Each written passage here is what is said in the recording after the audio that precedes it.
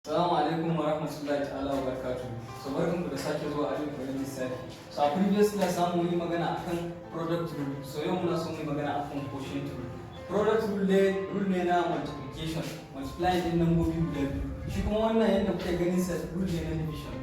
Dividing din nambobi guda biyu a differentiation amma. So yanzu wannan shi ma akwai formula na shi da ake using dy dx is equals to b, tunda shi kansa wancan da muka ce y is equals to uv, tunda multiply muke, shi kuma wannan tunda dividing muke sai mu ce u over v, tunda dividing muke. So yanzu formula na sanar differentiation zai zama to dy dx is equals to wannan v din da mu fara dauka v sai kai wancan u dx,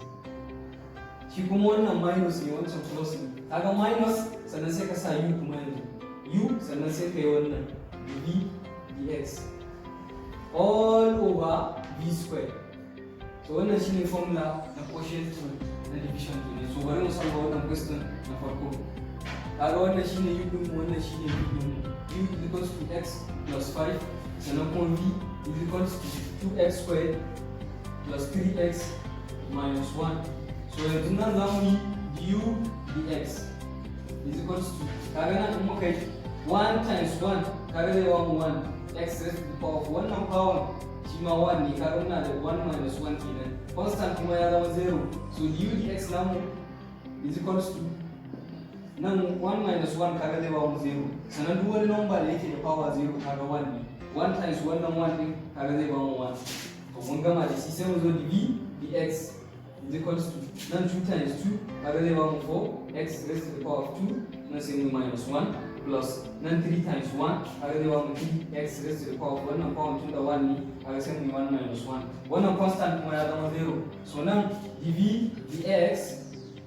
is equals to nan muna da 4x raised to the power of 2 minus 1 kaga zai ba mu 1, no need mu saka shi plus 3x, kaga wannan 1 minus 1 0 ne, sannan x raised to the power of 0 kuma 1 ne, sannan kuma 3 times 1 is still 3, kaga no need mu sake rubuta shi, kaga nan muna da 4x plus 3 kenan. So yanzu sai mu saka a cikin formula namu mu samu differentiation din dy dx is equals to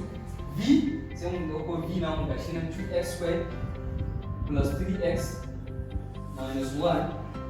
sai mu saka du dx gashi nan shine 1 minus wannan ne u namu shine x plus 5, sannan sai mu saka v dx namu gashi nan 4x plus 3 all over v squared, wanne ne v namu gashi nan 2x squared plus 3x minus 1 sai mu square da shi. Kaga yanzu za mu yi opening wannan brackets din namu dy dx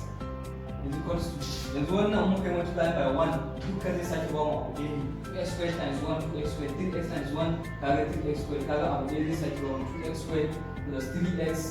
minus 1. Sai wannan wajen kuma wannan minus din namu yana nan sai mun expand din wannan bracket din na minus kan gaba shi a gefe, kaga yanzu wannan x times wannan 4x din zai ba mu 4x squared, sannan x times wannan 3 din kaga zai ba mu 3x, mun gama da x sai mu da kan 5 times wannan 4x din zai ba mu 20x, sannan 5 times wannan 3 din zai ba mu 15. So all over kaga shi ma wannan za mu expanding na shi, kaga tun da square ne za mu kasa shi kashi 2x squared plus 3x minus 1, haka nan shi ma 2x squared plus 3x minus 1, sai mu buɗe bracket da mu expanding na shi kenan. So dy dx is equals to, a nan muna da 2x squared plus 3x minus 1, wannan minus din zai buɗe wannan bracket din namu, sannan kuma kar ka manta wannan 3 plus 20 din nan kaga zai ba mu 23x, tunda e ɗaya ne za mu iya haɗa su. So minus times wannan zai ba mu minus 4x squared, sannan minus times wannan zai ba mu, kaga nan 3x plus 20x zai ba mu 23x, kaga sai ya zama to minus 23x kenan, sannan nan minus times 15 zai ba mu minus 15 all over wannan bracket din kuma sai mu expanding nashi 2 times 2 kaga zai ba mu 4, sannan x squared times x squared zai ba mu x raised to the power of 4. So sai mu sake daukar sa kuma 2x squared times 3x, kaga 2 times 3 zai ba mu 6, sannan kuma x squared times x kaga zai ba mu x cube. Mun gama da shi, shi ma sai mu sake cewa 2x squared times minus 1 zai ba mu minus 2x squared.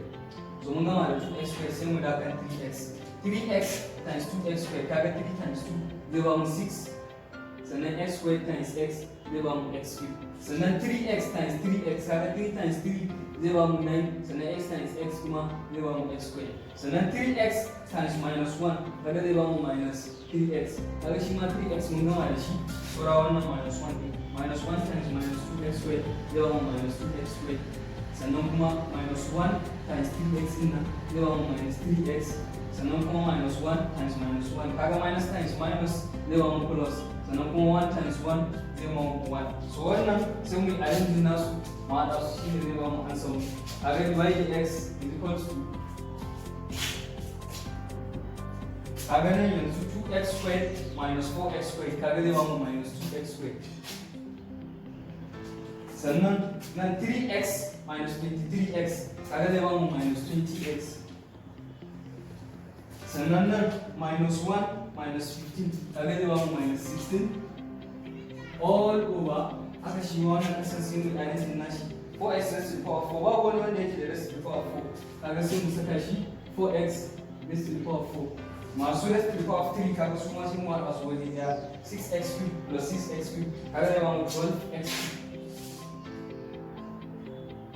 sannan masu x squared su ma haɗe su waje ɗaya minus 2x squared plus 9x squared kaga kamar 9x squared minus 2x squared ne, 9 minus 2 kuma kaga zai ba mu 7, sannan 7 still minus 2x squared din nan zai ba mu 5x squared, sai mu dawo kan masu x kuma kaga muna da minus 3x zai ba mu minus 6x, sannan sai mu dawo kan constant wanda ba shi da data kaga muna da 1. So wannan shine answer mu na wannan differentiation din. So wannan lambar muku shi ko an samu an yi wani answer a comment section. Mun gode da kallon bidiyo.